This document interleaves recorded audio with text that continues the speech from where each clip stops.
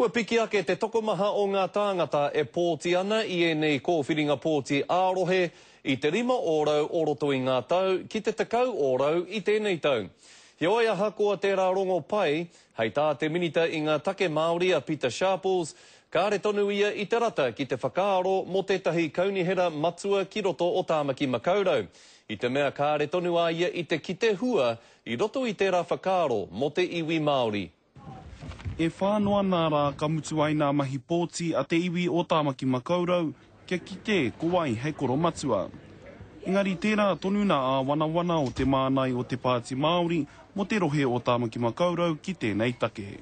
Me kaha ki te wero I ngā mea hau, ngā koro matua, kia whakatōkia ngā Māori kei roti I tana kaunihera, ka taia.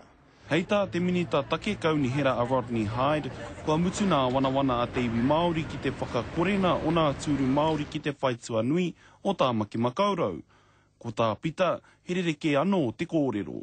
Kai te āwanga tonu mātau, nāna I whakakorengia ngā tūru Māori kei roti I te kaunihera.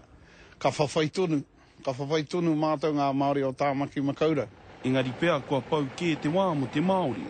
Ai, tūreiti, ko pāhi te ture.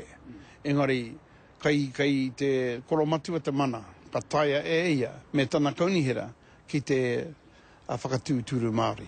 Nā rira me whawhai tonu tātou ki tēnā whawhai. Hei tāna anō ki te hiahia te Māori kia whai reo ki te kaunihera nei, me pōti mo te tangata tika.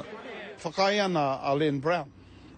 Mena ka tui ka whiwhi ki ai tēnā tūranga, māna I whakatū ngā turu mo ngā Māori. Hei te pō o te rāhoroi ka whakahuatia kowai te koro matua tuatahi o te whaitua nui o Tāmaki Makaurau.